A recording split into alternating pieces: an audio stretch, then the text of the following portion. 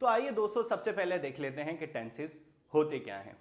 तो tenses basically होते हैं वो सेंटेंसेस जो हमें बताते हैं कोई भी काम किस स्पेसिफिक पीरियड में हुआ है या टाइम में हुआ है। तो अगर हम कहें कि टेंसेस का मतलब है टाइम, तो ये कहना बिल्कुल गलत नहीं होगा। और दोस्तों टाइम हमारे पास कितने तरह के होते हैं? तीन ही तरह के तो होते हैं। एक ये टाइम जिस टाइम में मैं ये वीडियो रिकॉर्ड कर रहा हूं यानी कि प्रेजेंट, एक वो टाइम जो माजी था यानी कि जो गुजर गया है यानी कि पास्ट, और एक टाइम जो अभी आना है यानी कि मुस्तकबिल। तो अगर हम इस टाइम को इस टाइम लाइन के थ्रू बताना चाहें तो बिल्कुल गलत नहीं होगा। हम यहां पर खड़े हैं जिसे हम कहते हैं प्रेजेंट, जो इस वक्त हम जी रहे हैं। एक टाइम होता है जो गुजर गया, इंडेफिनेट है, हमें नहीं पता कितना पास्ट जो है वो दुनिया का गुजर चुका, और एक टाइम है फ्यूचर, ये भी हमें नहीं पता कि कितना आगे आएगा। ये हम टाइम को जो है वो इस टाइम लाइन के थ्रू अगर बताना चाहें तो बिल्कुल गलत नहीं होगा। इसके अलावा जो टाइम है, इसके अलावा टेंसेस हमें यह भी बताते हैं कि किस स्पेसिफिक टाइम में कोई भी काम कितना हुआ है, आया कंप्लीट हो गया है, कंटिन्यूस है, या फिर अभी होना बाकी है। इसको हम फर्दर एक्सप्लोर करेंगे। फिलहाल के लिए आप अभी ये समझिए कि टेंसेस वो सेंटेंसेस होते हैं जो हमें बताते हैं कि कोई काम किस पीरियड में हुआ है। और टाइम या पीरियड हमारे पास तीन तरह के होते हैं, प्रेजेंट, पास्ट और फ्यूचर। तो दोस्तों टेंसेस डायरेक्टली शुरू करने से पहले हम समझ लेते हैं कुछ रूल्स, कुछ टेक्निक्स या कुछ ऐसी बातें जिनसे टेंसेस समझना आपके लिए आसान हो जाने हैं। आइए समझते हैं इनको। सबसे पहले हमें टेंसेस बनाने के लिए तीन चीजें रिक्वायर्ड होती हैं जो कि मेन होती हैं। पहला होता है हमारे पास सब्जेक्ट, अभी हम देखेंगे सब्जेक्ट क्या होता है। दूसरा होता है हमारे पास वर्ब, अभी हम वर्ब को भी एक्सप्लोर करेंगे, ज्यादा डीप में नहीं करेंगे। और एक होता है हमारे पास ऑब्जेक्ट। सब्जेक्ट को हम एस से डिनोट करते हैं, वर्ब को हम वी से करते हैं, और ऑब्जेक्ट को हम करते हैं ओ के साथ डिनोट। अब जो सब्जेक्ट है इसको हम थोड़ा सा अलग तरह से समझेंगे। सब्जेक्ट एक्चुअली डूअर होता है जो सेंटेंस के अंदर काम कर रहा होता है। अगर सेंटेंस के अंदर एक सेब खाया जा रहा है, जो शख्स सेब खा रहा है यानी कि जो एक्शन कर रहा है, जो डूअर है, वो सब्जेक्ट होता है। तो यहां पर हम लिख लेते हैं, अपने मेंशन कर लेते हैं यहां पर हम सब्जेक्ट्स के सब्जेक्ट्स हमारे पास कौन कौन से होते हैं। और फर्दर हम अपने सब्जेक्ट्स को डिवाइड कर लेते हैं दो हिस्सों में, एंड दैट इज सिंगुलर और दूसरा है हमारे पास प्लूरल। हमारे पास सब्जेक्ट्स सिंगुलर भी होते हैं, प्लूरल भी होते हैं, यानी कि एक काम करने वाला भी होता है और एक से ज्यादा भी, यानी कि 2, 3, 4 और कई सारे भी काम करने वाले मौजूद होते हैं। तो सब्जेक्ट्स हमारे पास कौन से होते हैं? I, we, they, you, he, she. Singular person हम सपोज कर लेते हैं हमारे केस में हारिस, और प्लूरल पर्सन्स यानी कि एक से ज्यादा लोग हम कंसिडर कर लेते हैं हारिस एंड रसूल। ये एक से ज्यादा लोग हैं हमारे पास जो डूअर है।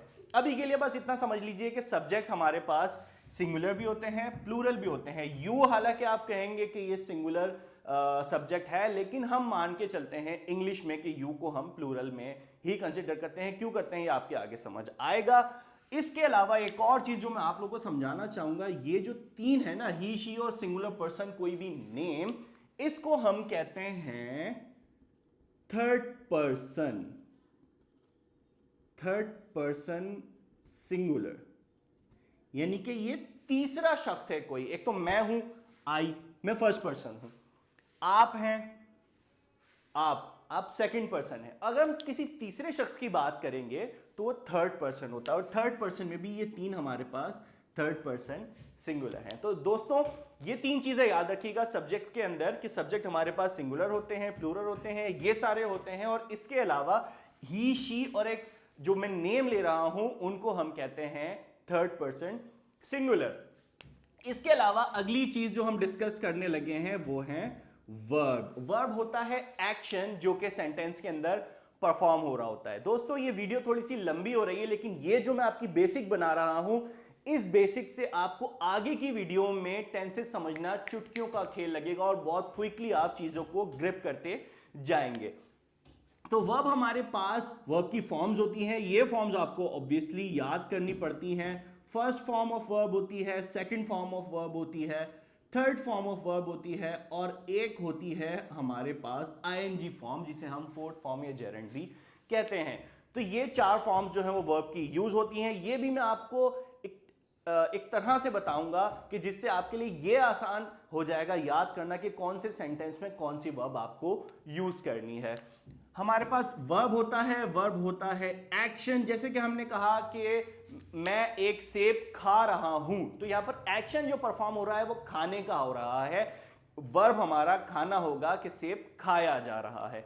इसी तरीके से हमारा अगला हिस्सा जो होता है टेंस का, वो होता है ऑब्जेक्ट। इस सेंटेंस में खाया क्या जा रहा था, सेब खाया जा रहा था, तो हमारा ऑब्जेक्ट क्या हुआ, जिसके ऊपर एक्शन परफॉर्म हो रहा होता है उसे हम कहते हैं ऑब्जेक्ट। तो हमारे सेंटेंस में हमारा एप्पल जो था वो था हमारा ऑब्जेक्ट। तो दोस्तों यही तीन मेन चीजें होती हैं जिनको मिला के बन जाता है हमारा टेंस। लेकिन मैंने यहां पर छोड़ा था इतना बड़ा स्पेस, वो इसलिए छोड़ा था कि हमारे पास कभी कभार इन वर्ब्स को सपोर्ट करने के लिए आ जाते हैं हेल्पिंग वर्ब्स। घबराने की कोई बात नहीं है, मैंने जिस तरह से आपको बताना है सब आप लोगों को हिफ्ज हो जाना है, घबराने की बिल्कुल बात नहीं है। हेल्पिंग वर्ब्स होते हैं हमारे सेंटेंस को सपोर्ट करने के लिए, पूरा स्ट्रक्चर फॉर्म करने के लिए, और सामने वाले को यह समझ आने के लिए कि जो सेंटेंस हम बोल रहे हैं, लिख रहे हैं, वो कौन से पीरियड में और किस तरह से वर्क को डिफाइन करने के लिए बोला जा रहा है। तो हेल्पिंग वर्ब हमारे पास काफी सारे होते हैं, घबराने की मैं फिर रिपीट कर रहा हूं, कोई बात नहीं, मैं जिस तरह से आपको बताने वाला हूं याद हो जाएगा आपको। सॉरी, कि हेल्पिंग वर्ब्स हमारे पास कितने तरह के होते हैं, कौन कौन से होते हैं, कहां कहां किस तरह से हमने याद करने होते हैं। तो हेल्पिंग वर्ब्स हमारे पास होते हैं इज, आर, एम, ये हम प्रेजेंट में यूज करते हैं। इसके अलावा हमारे पास होते हैं वॉज, वर, ये हम पास्ट में यूज करते हैं। फ्यूचर में दोस्तों सबको पता है हम विल यूज करते हैं, उसको हम यहाँ पर डिस्कस ही नहीं कर रहे। इसके अलावा हमारे पास होते हैं हैज, हैव और हैड। हैज, हैव भी हम प्रेजेंट में यूज करते हैं और हैड हम दोस्तों यूज करते हैं पास्ट में। तो बस दोस्तों ये वाली चीजें जो समझाई है ना, नोट कर लो, हिफ्ज कर लो, उसके बाद टेंस समझना मेरी गारंटी हो जाएगा चुटकियों का खेल। तो दोस्तों सबसे पहले जो हम सेंटेंस या टेंस सीखने लगे हैं वो है प्रेजेंट इंडेफिनिट। तो प्रेजेंट इंडेफिनिट में, अच्छा इस वीडियो में तो हम सीख ही प्रेजेंट के सेंटेंसेस रहे हैं या प्रेजेंट के टेंसेस रहे हैं, तो हमने ये देखना है कि प्रेजेंट इंडेफिनिट में किस तरह के टेंसेस हम बनाते हैं। तो सबसे पहले हम देखेंगे इसकी आइडेंटिफिकेशन, कि अगर हमारे पास कोई जुमला लिखा हुआ है तो हमें कैसे पहचान होगी कि वो प्रेजेंट इंडेफिनिट का टेंस है। तो प्रेजेंट इंडेफिनिट की टेंस में हमें नॉर्मली बताई जाती है हैबिट्स, लोगों की रूटीन्स, उनकी पसंद नापसंद, उनकी nature, universal facts. Universal facts like कि सूरज मशरिक से निकलता है, ये यूनिवर्सल फैक्ट है जो कि चेंज नहीं हो सकते। तो इस तरह की चीजें जिसमें लोगों की आदतें बताई जाएं कि मैं ये करता हूं, मैं सुबह उठता हूं, मैं सुबह जल्दी उठता हूं, मैं रोजाना ऑफिस जाता हूं, मैं यूनिवर्सिटी जाता हूं, मैं स्कूल जाता हूं, मैं स्विमिंग क्लासेस लेने जाता हूं। तो इस तरह की जो चीज़ें होती हैं जिसमें रूटीन्स और हैबिट्स या यूनिवर्सल फैक्ट्स वगैरह डिस्कस किए जाएं, वो सेंटेंसेस प्रेजेंट इंडेफिनिट के सेंटेंसेस होते हैं। और नॉर्मली जो हम रट्टा फॉर्मेट पे सीखते हैं, इन सेंटेंसेस के लास्ट में नॉर्मली आता है ता है, ती है और ते हैं। लेकिन समटाइम्स नहीं भी आता है, तो हमें समझने की जरूरत है कि सेंटेंस में हमें बताया क्या जा रहा है। अगर रूटीन्स और नॉर्मल हैबिट्स बताई जा रही हैं कि कोई भी शख्स कोई भी काम एक रूटीन में करता ही है, ये उसकी आदत है, ये उसकी रूटीन है, तो वो सेंटेंसेस प्रेजेंट इंडेफिनिट के सेंटेंसेस होते हैं। प्रेजेंट इंडेफिनिट के सेंटेंसेस सबसे ज्यादा आसान होते हैं बनाना, क्योंकि इसके अंदर जैसा हमने डिस्कस किया था कि टेंसेस के अंदर तीन ही चीजें होते हैं जो उसकी सोल होती है, सब्जेक्ट, वर्ब और ऑब्जेक्ट। तो इस टेंस के अंदर यही तीन चीजें इस्तेमाल होती हैं, सब्जेक्ट, वर्ब की फर्स्ट फॉर्म और ऑब्जेक्ट। वर्ब की सिंपलेस्ट फॉर्म यानी कि फर्स्ट फॉर्म और उसके साथ ऑब्जेक्ट। तो यही इसका फॉर्मूला है, सब्जेक्ट, सब्जेक्ट के साथ वर्ब और उसके साथ ऑब्जेक्ट।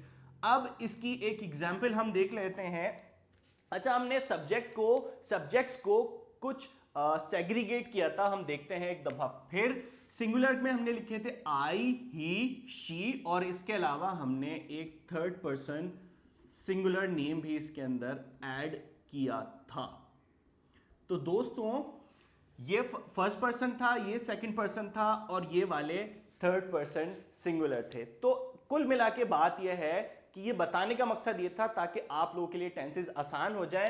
ये मैंने यहां पर बनाया हुआ है, मैंने एग्जांपल सेंटेंस लिया है, मैं एक सेब खाता हूं। फॉर्मूले को फॉलो करते हैं, सब्जेक्ट लगाते हैं, सब्जेक्ट आ गया, वर्ब की first form eat, I eat, object an apple, मैं खाता हूं, क्या खाता हूं, एक सेब खाता हूं। तो सिंपल बन गया I eat an apple, we eat an apple, they eat an apple, you eat an apple, Haris and Rasool eat an Apple. लेकिन दोस्तों इसमें थोड़ी सी एक चीज आप लोगों ने दिमाग में रखनी होती है कि वो सब्जेक्ट्स जो थर्ड पर्सन सिंगुलर हैं, यानी कि ये वाले ही, शी और कोई भी सिंगुलर पर्सन, हमारे केस में हमने लिया है हारिस, वर्ब के साथ थर्ड पर्सन सिंगुलर में हम एस या फिर ईएस का इजाफा करते हैं सेंटेंस को ग्रामेटिकली करेक्ट करने के लिए। ये मिस्टेक आप लोगों ने इम्तिहान में नहीं करके आनी है, याद रखिएगा।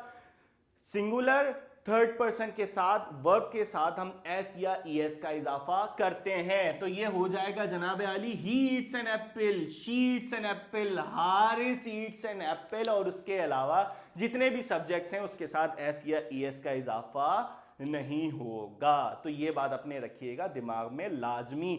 इसी तरह से अगर हम देखें नेगेटिव को, नेगेटिव यानी कि इंकारिया जुमले, कि मैं एक सेब खाता हूं, मैं एक सेब नहीं खाता हूं, मेरी मर्जी में सेब खाऊं या आम खाऊं, मैं नहीं खाता हूं, तो इंकारिया जुमलों को हम कहते हैं नेगेटिव सेंटेंसेस।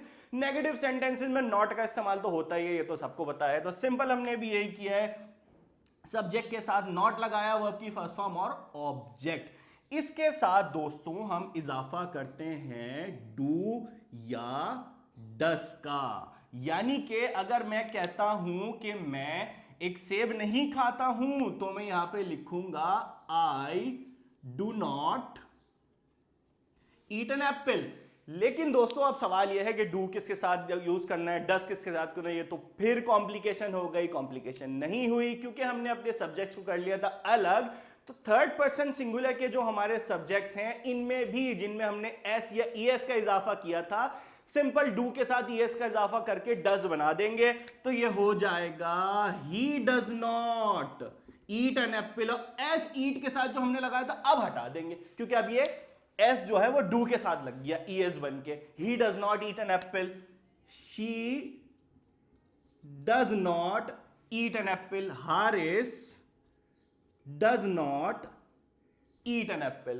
तो दोस्तों इतना ही सिंपल और इतना ही आसान है। इसके अलावा इंटरोगेटिव, इंटरोगेटिव में, अच्छा इसकी प्रोनाउंसिएशन को लोग इंटरोगेटिव भी कहते हैं, लेकिन करेक्ट और एक्चुअल प्रोनाउंसिएशन है इंट्रोगेटिव।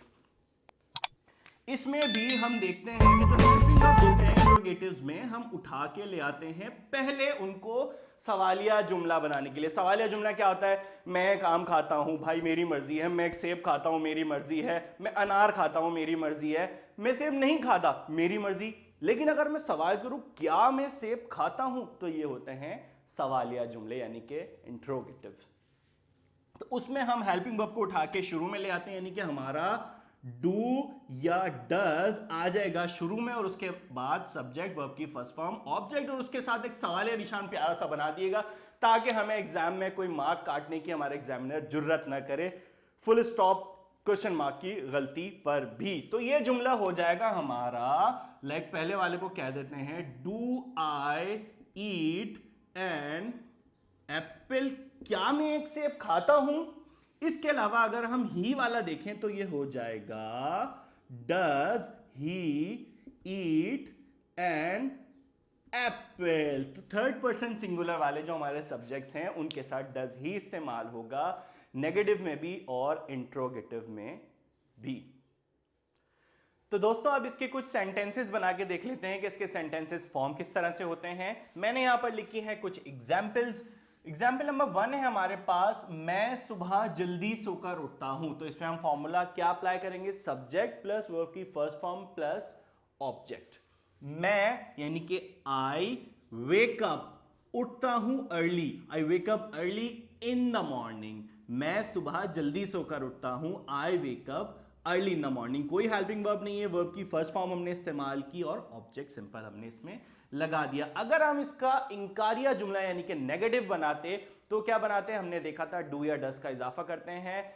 डज हम सिर्फ थर्ड पर्सन सिंगुलर के साथ लगाते हैं, बाकी सब के साथ हम लगा देते हैं डू, तो हमने आई के साथ लगा दिया डू नॉट।